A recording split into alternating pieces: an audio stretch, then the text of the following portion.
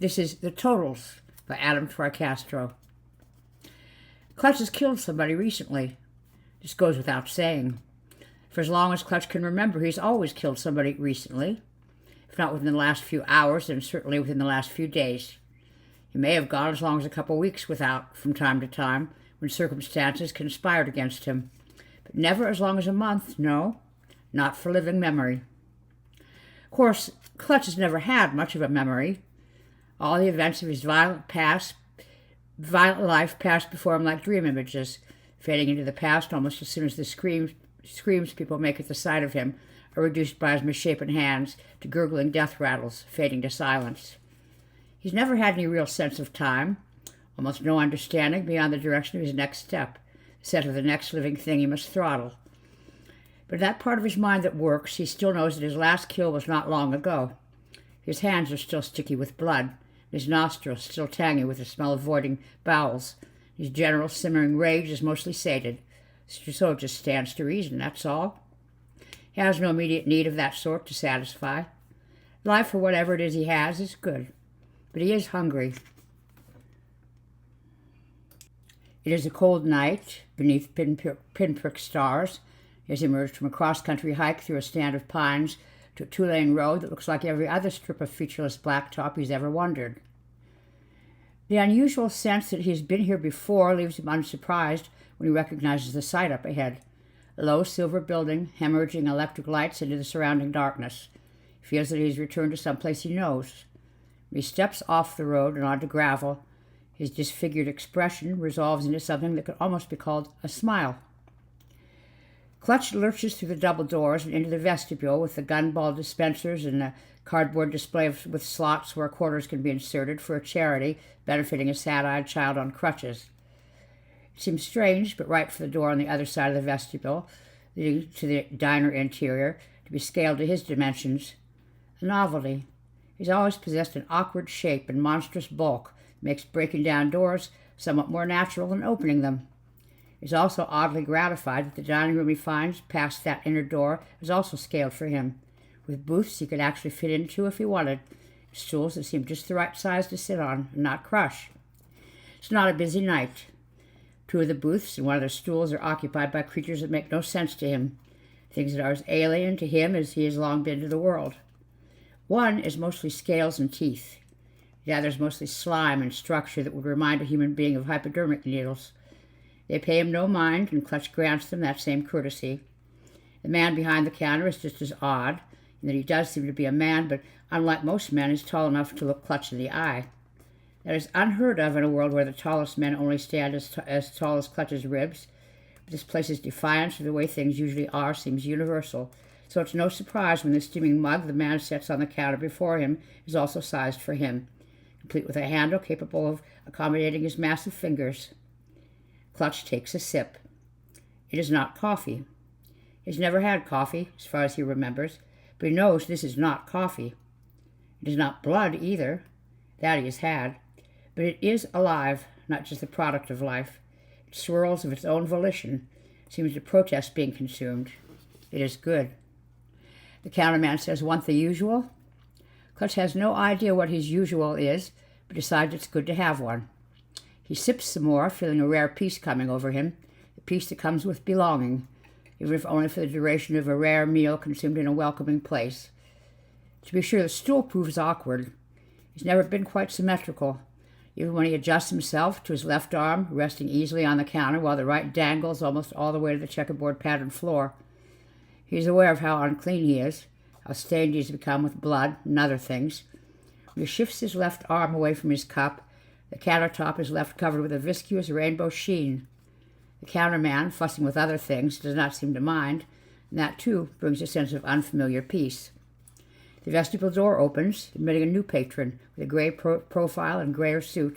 It would be easy to mistake for what the world sees as normal till after he hangs up his coat, revealing that at least half of him is a jagged landscape of ribs that protrude from his flesh like daggers.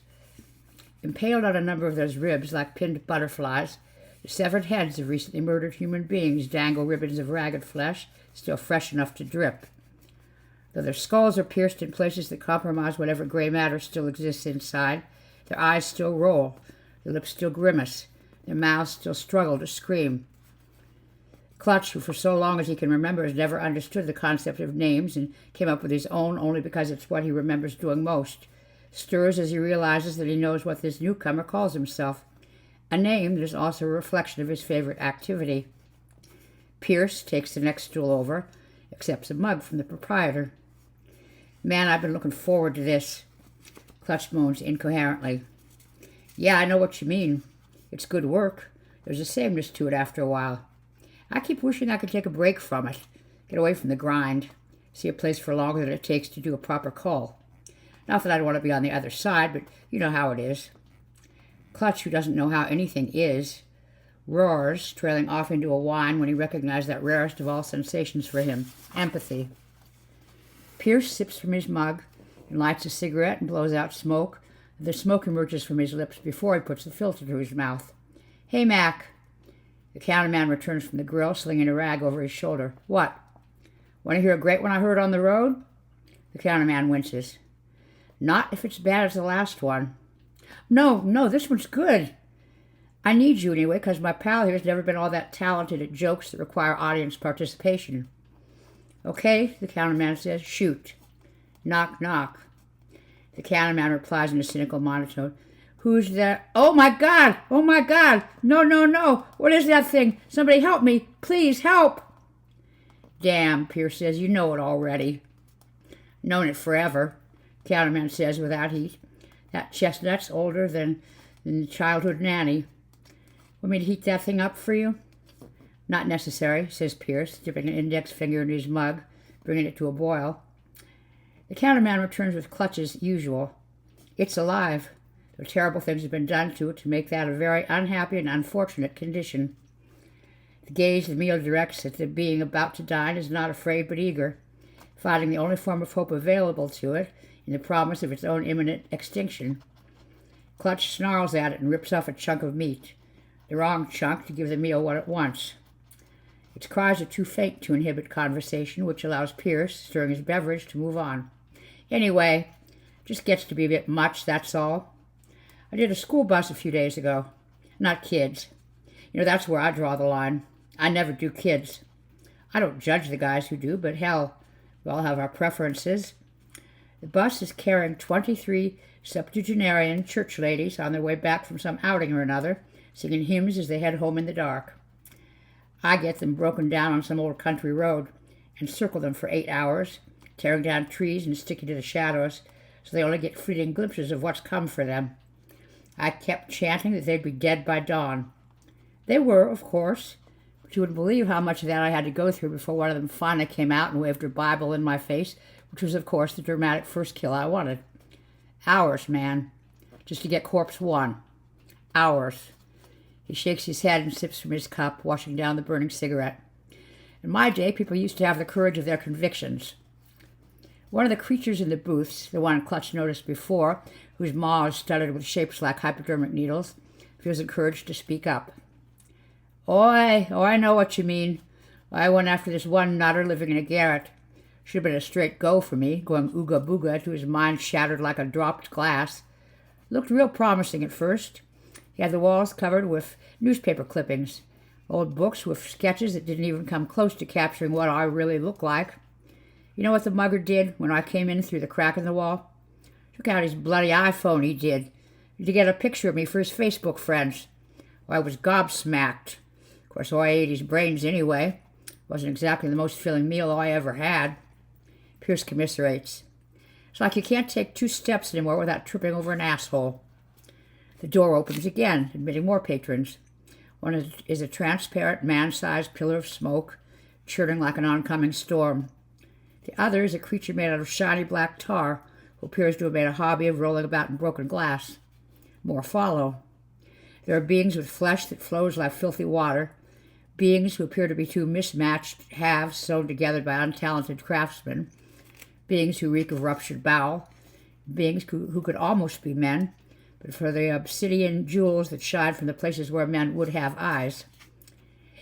They laugh and say hello to one another and swap tales of children they snatched into the empty dark spaces beneath beds, the unlucky wanderers they found venturing down the wrong alleys, reaching up through shifting sands, to pull uncomprehending men into the earth. Clutch, who does not seem to possess the same gift of speech that these others trade with such casual abandon, understands only that these beings are old acquaintances who remember him even if his memory of them is an elusive presence just beyond his grasp. He feels warm among them, happy in ways never been happy, unless something alive was turning on something dead in his hand, was turning to something dead in his hands. It is only when the diner is full and every seat is taken and every obscene thing has been served its favorite obscene food, the door opens again and a diminutive man walks in.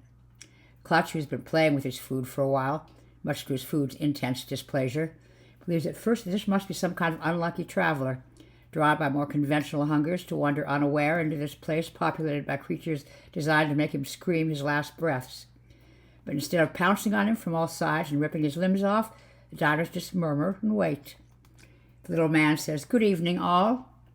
The creatures at their tables all chime out a cordial "good evening." Clutch speaking up half a beat after the others because he's late in realizing this is what he's supposed to do. This is actually a man of average size who is merely dwarfed by the fittings of this particular diner. If he stayed to eat, he would likely need a child's booster seat. But even adjusted for scale, he gives the impression of insignificance. He has a fussy, pencil-thin mustache, wears big round glasses that magnify his eyes into moist blobs. Every occupant of the diner is focused on the object he holds, a clipboard. "As always," he says, "I don't want to cut into your downtime, so I'll cover the bullet points quickly. First, the quarterly figures. We've had a slight dip over our last period, and that's unfortunate. But the head office says we can mostly attribute that to the cold weather. Frankly, I think that's bullshit. I think those of you assigned to the warmer states should be doing a little more to carry the slack.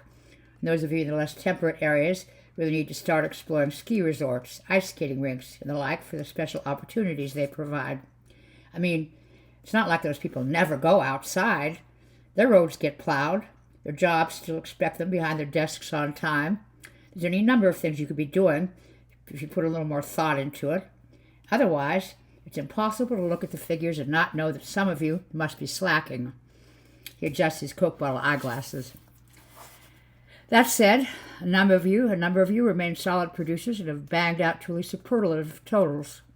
A quick look at his clipboard. "The winners of our mortality contest for the month of December, June, and February are as follows. Third highest victim count goes to, forgive me, this is always so hard to pronounce, Nalag Imhotep Tep, says an unhappy creature whose facial tentacles dangle into his soup. "Yes, you. Pretty good figures for a guy with the Vermont territory. As promised, you win a framed certificate of excellence from the head office, 5,000 points toward our incentive program. Congratulations." The polite scattered applause does not touch the creature with the damp tentacles, who instead seethes and mutters, "Whatever." "Come on, Loggy. You know it's an achievement just to come so close. You just need a little more edge, that's all. Second place, and I've got to stress this was very, very close. Less than 5 removed from the top, who won the top slot. So close we were tempted to declare it a tie. You just don't go changing your rules at the last minute, do you? Winner of our second prize, a set of steak knives. The rep who's won second prize 4 quarters in a row. Damn it, cries a gravelly voice from the back. And really is closing on that top slot so quickly that our number 1 guy is really going to have to watch out. Let's hear it for Mr. Thumbs.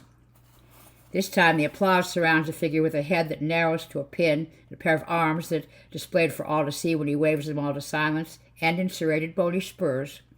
He is the one who cried out. He isn't happy with his position on the winner's roster either. Even as the ovation starts to die down, he cries, and aghast, "What use do I have for another set of steak knives?" That leaves his peers roaring and pounding their tables in hilarious appreciation.